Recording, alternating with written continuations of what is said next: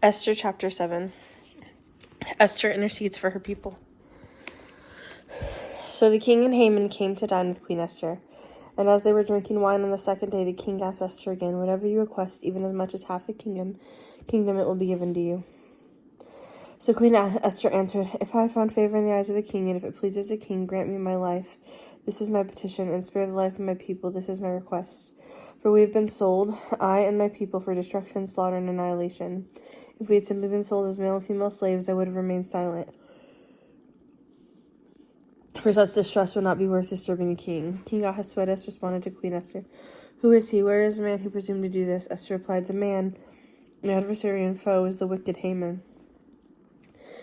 Then Haman was terrified before the king and queen. Enraged, the king got up from the banquet of wine and withdrew to the palace garden, but Haman stayed behind to plead with Queen Esther for his life, for he realized that the king had determined a catastrophic end for him. When the king returned from the palace garden to the banquet hall, Haman was falling on the same couch where Esther was. The king exclaimed, "Will he also assault the queen while she is with me in the palace?" As soon as these words came out of the king's mouth, they covered Haman's face. Harbona, one of the eunuchs attending the king, said, "Look, a gallows 50 cubits high is standing next to Haman's house. Haman himself made it for Mordecai, who spoke good on behalf of the king." The king said, "Hang him on it." So they hanged Haman on the gallows that he had prepared for Mordecai. Then the king's rage subsided. Esther chapter 8, a decree to protect the Jews.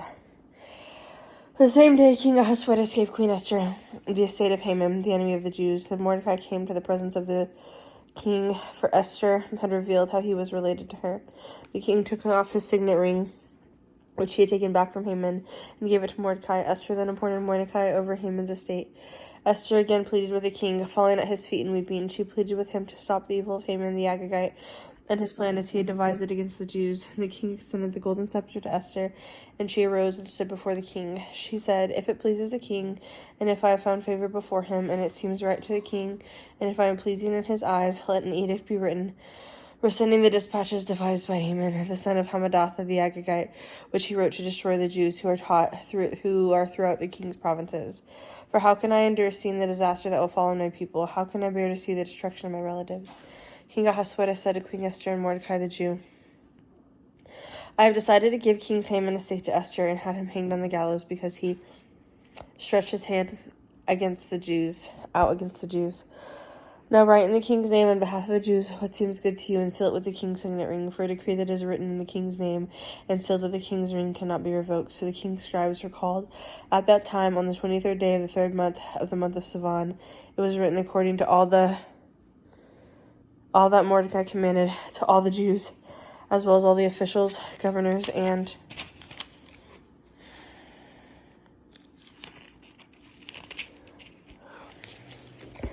advisors of all the 127 provinces that stretch from India to Ethiopia. To each province it was written in its own script and in its own language, and also to the Jews in their own writing and language. This decree was written in the name of King Ahasuerus, sealed with the king's ring, and sent back on horseback by couriers who rode on the king's horses, specially bred for their speed. The king granted the right for the Jews in every city to assemble themselves and to protect themselves, to destroy it, kill, and annihilate any army of the people or province that might attack them and their women and children, and to plunder their possessions. The day appointed for this in all the provinces of King Ahasuerus was the 13th day of the 12th month, the month of Adar. A copy of the written edict was distributed to every province and made known to the peoples of every nationality, so that the Jews would be ready on that day to avenge themselves on their enemies. The couriers that rode royal horses raced out, pressed on by the king's command. The decree was also given out at the palace at Shushan. Then Mordecai went out from the king's presence in blue and white royal robes, with a large gold crown, and also a purple robe of fine linen. The city of Shushan shouted and rejoiced, for the Jews there was light and gladness, joy and honor, throughout every province and throughout every city. Wherever the king's edict and his law went, the Jews had gladness and joy, banquets and holidays.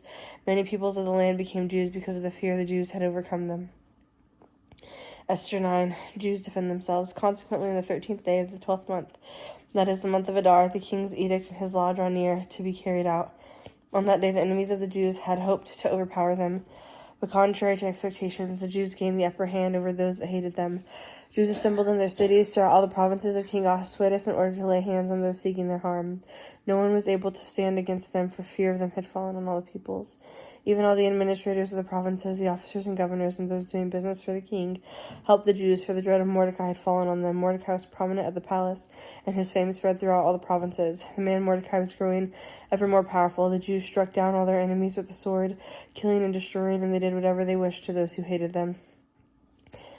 In the citadel at Shushan, the Jews killed and destroyed 500 people, including Parshandatha, Dalphon, Aspatha, Paratha, Adalia, Ardatha, Parmashada, Arase, Erde, and Viazatha, and 10 sons of Haman, the sons of Hamadatha, the enemies of the Jews. They slew them, but did not lay their hands on the plunder. On that day, the number of those who were killed at the citadel at Shushan was brought to the king's attention.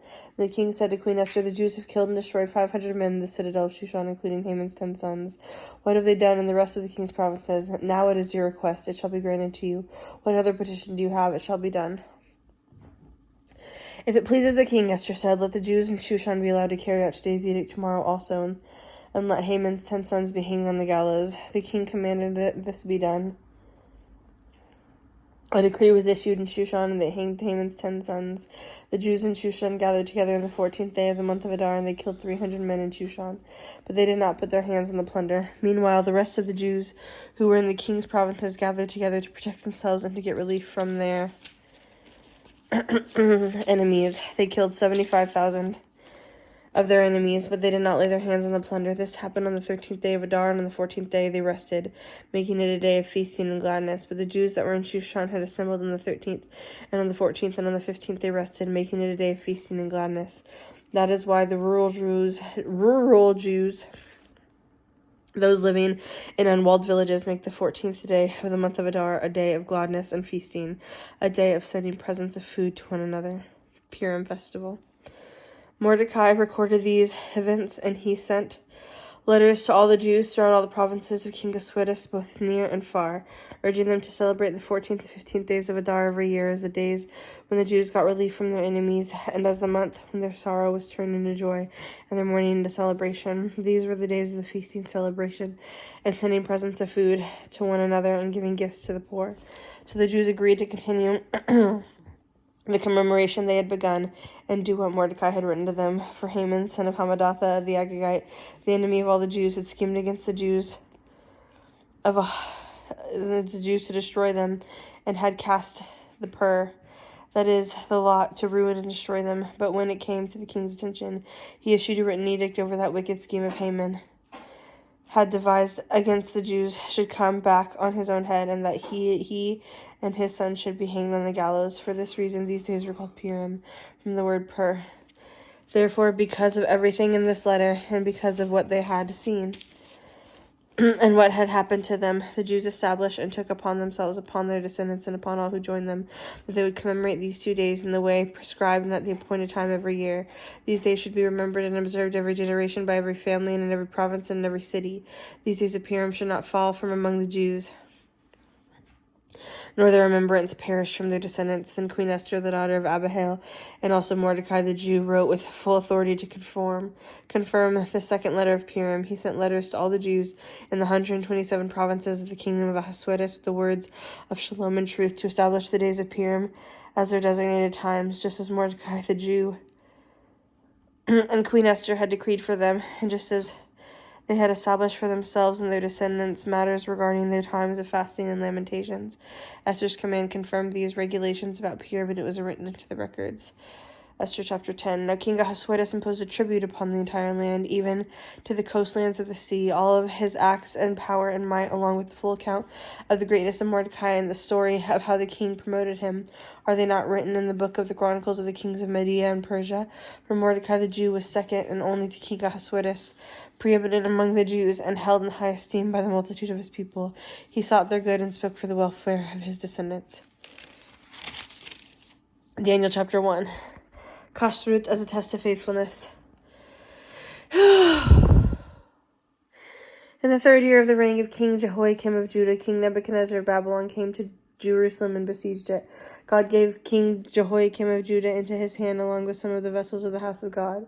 He brought them into the land of Shinar to the house of his God, and put the vessels into the treasure of the house of his God. Then King Ashpenaz, the chief of the officials, the king told Ashpenaz, the chief of the officials, to bring in some of the sons of Israel from a royal descent and nobility, used without any defect, handsome, proficient in all wisdom, knowledgeable, intelligent, and capable of serving in the king's palace. He was to teach them the literature and the language of the Chaldeans. The king allotted them a daily portion from the king's delicacies and from the wine that he drank. They were to be trained for 3 years, and at the end they were to stand before the king. Now among them were some of the sons of Judah, Daniel, Hananiah, Mishael, and Azariah. The chief officer gave them new names: Daniel, Belteshazzar, to Hananiah, Shadrach, to Mishael, Meshach, and to Azariah, Abednego.